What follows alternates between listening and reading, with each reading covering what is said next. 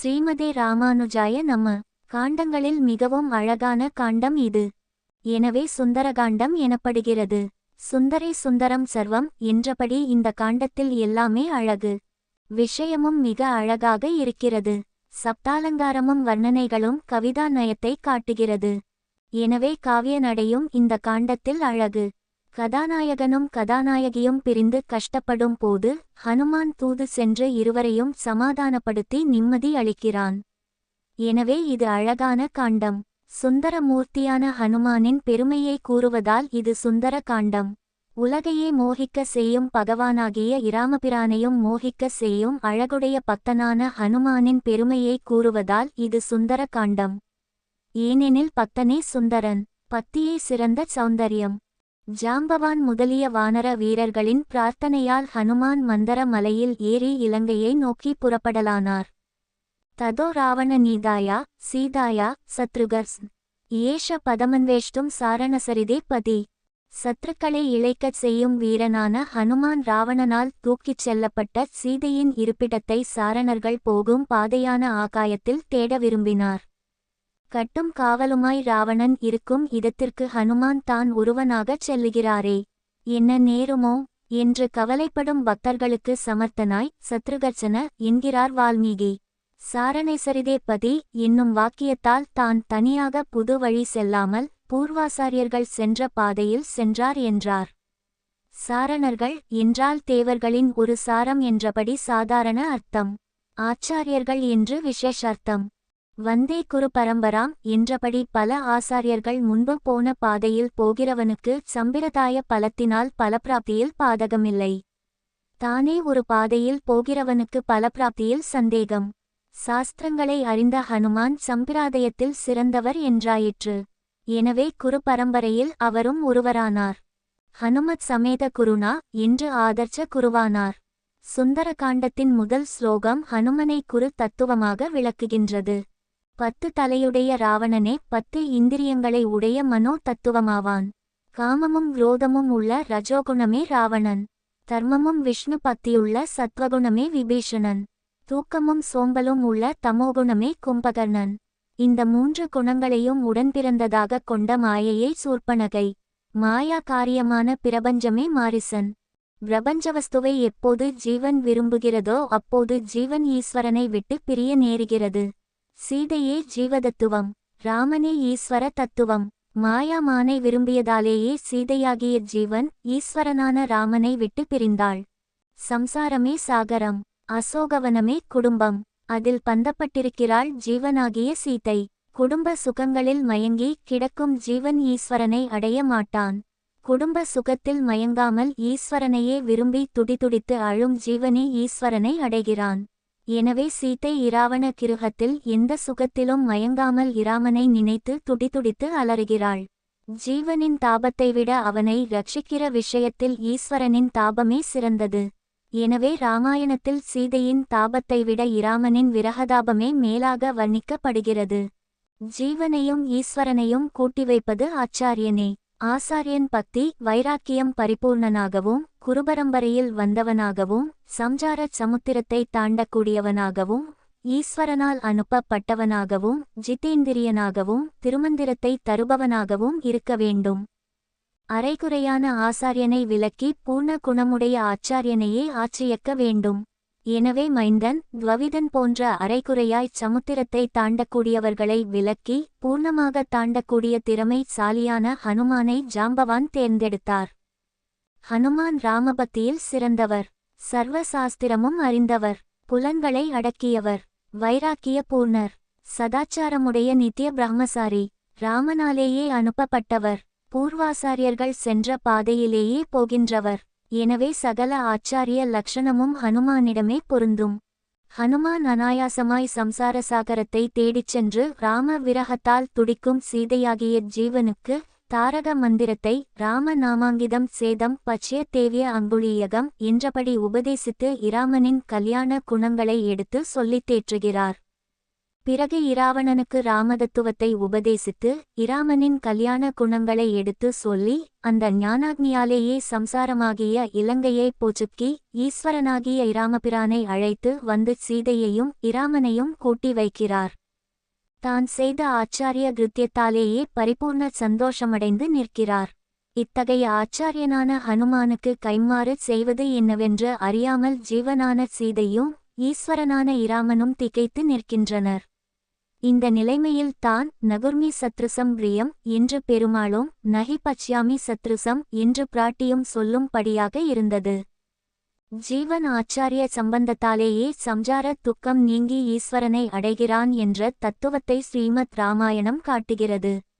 எனவே ஹனுமான் இங்கு குருதத்துவம் ஆவார். மேலே சரித்திரத்தை பார்க்கலாம்.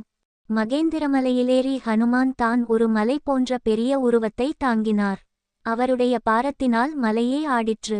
மலையில் உள்ள மரங்களிலிருந்து புஷ்பங்கள் வீழ்ந்தன. ஹனுமான் மேல் ரோமகூபங்களில் தொத்தி கொண்ட மலர்களால் அவர் புஷ்பமயமான மலை போல் காணப்பட்டார். மலை ஆடியதும் அதிலிருந்த வித்யாதரர்கள், சித்தர்கள், சாரணர்கள் யாவரும் ஆகாயத்தில் சென்று ஹனுமானின் பெருமையைக் கண்டு புகழ்ந்தனர்.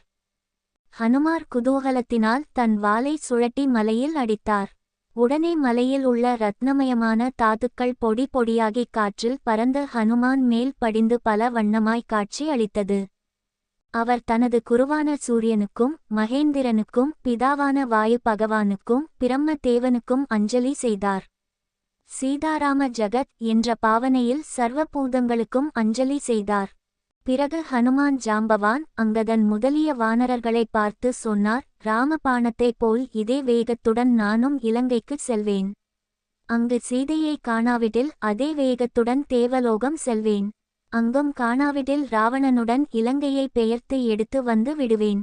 எப்படியும் காரியத்தை சாதித்து வருவேன், அன்றி என் முயற்சி வீணாகாது என்று சொன்னார். வானரர்கள் ஹனுமானை ஜெய ஜெய என்று சொல்லிக் கொண்டாடினார்கள். இரு கால்களையும் மடித்து இடுப்பை வளைத்து இரு கைகளையும் நீட்டி மலையை ஒரு உந்து உந்திக்கொண்டு ஆகாயத்தில் ஆஞ்சநேயர் தாவினார். அவர் தாவிய வேகத்தில் மரங்கள் வேருடன் பிடுங்கிக் கொண்டு கூடச் சென்று கடலில் வீழ்ந்தன. ஒரு பந்துவானவன் ஊருக்குச் சென்றால் தீர்த்தக்கரை வரை கூடச் சென்று வழியனுப்ப வேண்டும் என்னும் தர்மத்தை அந்த மரங்கள் செய்வன போல் இருந்தது. ஹனுமானின் இரு கைகளும் பாம்பு போல் காணப்பட்டன. அவருடைய வாள் உயரத் தூக்கப்பட்டு இராமபிரானுக்கு ஜெயத்வஜம் காட்டியது போல் தோன்றியது. மேகங்களில் நுழைந்தும் வெளிப்பட்டும் அவர் சந்திரனைப் போல் காணப்பட்டார். நீலவர்ணமாயும் மஞ்சள் வர்ணமாயும் உள்ள மேகங்களையும் பார்த்து கொண்டே சென்றார். ஹனுமானுடைய இரண்டு கக்ஷங்களிலும் புகுந்து புறப்பட்ட காற்று விர் என ஓசையிட்டது. அவருடைய வேகத்தில் கடல் கிழிந்து தரைமட்டம் தெரியலாயிற்று. தேவர்கள் அவரை புகழ்ந்தனர். சூரியன் மந்தமான வெயிலேயே அடித்தான். காற்று அனுகூலமாகவே வீசிற்று.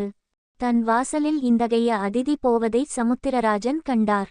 அவரை பூஜிக்க விரும்பினார். முன்னொரு காலத்தில் பர்வதங்களுக்கு சிறகுகள் இருந்தனவாம். அவை பறந்து சென்று சில கிராமங்களில் உட்காருமாம். கிராமங்கள் அதனால் அழியலாயின. இதைக் கண்ட தேவேந்திரன் மலைகளின் சிறகுகளை வெட்டினானாம். மைனாகம் என்கிற ஒரு மலை மட்டும் இந்திரனிடம் தப்பி சமுத்திரராஜனை சரணடைந்து விட்டது. சமுத்திரராஜன் அதற்கு அபயம் அளித்து தனக்குள் வைத்து காப்பாற்றி வந்தான். இப்போது அந்த மலை அரசனை பார்த்து, ஹே மைனாக, நீ எனக்கு ஒரு உபகாரம் செய்வாயாக. அதிதிகளுக்கு பூஜை செய்யும் பாக்கியம் கிடைப்பது அரிது. ஹனுமான் நம்மை தாண்டிச் செல்கிறார். அவருக்கு நீ சென்று பூஜை செய்து வா என்றார். கடலரசனின் உத்தரவினால் மைனாகராஜன் வெளியில் புறப்பட்டான். 3 ஸ்வர்ண கலசங்களுடன் புறப்பட்ட மைனாகம் ஹனுமானை வழிமறித்து தனது பூஜையை ஏற்றுச் செல்லும்படி வேண்டிற்று. மலையான விக்னம் வந்து விட்டது என்று நினைத்த ஹனுமான் தயங்கினார். உடனே பர்வதராஜன் சொன்னான், பாமரனாயனும் பசித்து வந்த அதிதியை பூஜிக்கத்தக்கவன். ஒரு மகான் நமது பாக்கிய விசேஷத்தால் நம் வீடு தேடி வந்துவிட்டால் கேட்கவும் வேண்டுமா? அல்லும் பகலும் இராம சேவையிலேயே ஈடுபட்டுள்ள பரமபாகவதரான உம்மை போன்ற அதிதி கிடைப்பது பாக்கியமல்லவா? தர்மம் அறிந்த நான் இந்த பாக்கியத்தை இழப்பேனோ? எனவே என் பூஜையை ஏற்க வேண்டும் என்றார். தனது காரியமே குறியான ஹனுமான் சீதையை காணாமல் திரும்பி சென்று இராமனை சமாதானம் செய்யாமல் சாப்பிட விரும்பவில்லை. அன்புடன் அழைக்கும் பர்வதராஜனை மீறுவதும் உசிதமில்லை. எனவே பர்வதராஜனை கையால் தொட்டு உபசாரம் செய்துவிட்டு மேலே சென்றார். இவ்வாறு தங்குவதற்கு இடமும் தின்பதற்கு ஆகாரமும் கிடைத்தும் ஹனுமான் அதில் நாட்டமின்றி வெளியேறவே தேவர்களுக்கு ஹனுமானின் பல பராக்கிரமத்தைக் கண்டு ஆச்சரியம் உண்டாயிற்று. எனவே ஹனுமானை பரீட்சிக்கும்படி தக்ஷனின் பெண்ணும் நாகர்களின் மாதாவான சுரசையை ஹனுமானை பரீட்சிக்கும்படி ஏவினார்கள். அவளும் ஹனுமானை வழிமறித்து வாயைப் பிளந்து கொண்டு விழுங்க வந்தாள். ஹனுமான் அவளை பார்த்து தான் இராம கைங்கரியம் செய்ய வேண்டிப் போவதால் வழி விடும்படி சொன்னார். அதற்கு அவள் தனக்கு வெகு நாட்கள் ஆகாரம் கிடைக்காமல் இருந்து இப்போதுதான் கிடைத்திருப்பதால் விட முடியாது என்றாள். அப்படியாகில் இராம கைங்கரியம் முடித்து வந்து சுரசைக்கு ஆகாரமாக தானே ஆகிவிடுவதாக ஹனுமான் கூறினார். இந்த வழியாக எந்த பிராணி சென்றாலும் நீ ஆகாரமாய்க் கொள்வாயாக என்று பிரம்மதேவன் வரம் கொடுத்திருப்பதால் அந்த வரம் போகக்கூடாது என்றாள் சுரசா. அப்படியாகில் என் அளவிற்கு தக்கபடி வாயைப் பிளை என்று ஹனுமான் சொன்னார். சுரசா 10 யோஜனை தூரம் வாயைப் பிளந்தாள். ஹனுமார் 20 யோஜனை தூரம் வளர்ந்தார். இப்படியே சுராசாவின் வாயைவிட பெரிதாக ஹனுமார் வளர்ந்து கொண்டே இருந்தார். சுரசா 100 யோஜனை அளவிற்கு வாயை பிளந்தவுடன் இது தான் தக்க சமயம் என்று நினைத்து எதிர்பாராமலேயே சிறு கட்டை விரலளவு தன் உருவத்தைச் சுருக்கிக் கொண்டு அவள் வாயில் நுழைந்து பல்லில் படாமல் மூக்கு துவாரத்தின் வழியாக ஆகாயத்தை அடைந்து கை குவித்து வினயமாக பேசினார். ஹே தக்ஷகுமாரி, உனக்கு வந்தனம். நானும் வாயில் புகுந்து விட்டேன். பிரம்மாவின் வரமும் உண்மையாயிற்று. சீதையை தேடி செல்லுகிறேன். விடை தருக என்றார். சுரசா சந்தோஷம் அடைந்தாள். ஹனுமானை மெச்சி வெற்றி அடையும்படி ஆசீர்வதித்து அனுப்பினாள்.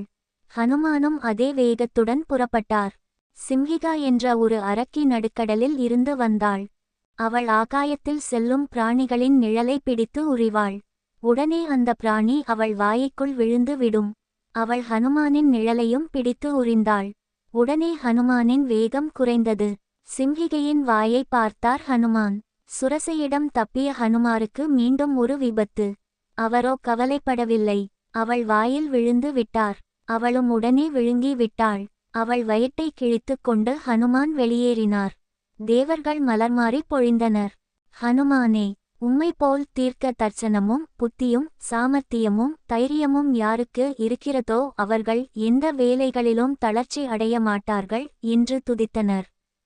இவ்வாறு ஹனுமான் பல உருவங்களை தாங்கி பல சோதனைகளை வென்று சௌக்கியமாய் கடலை தாண்டி இலங்கையில் உள்ள சுவேல பர்வதத்தில் குதித்தார்.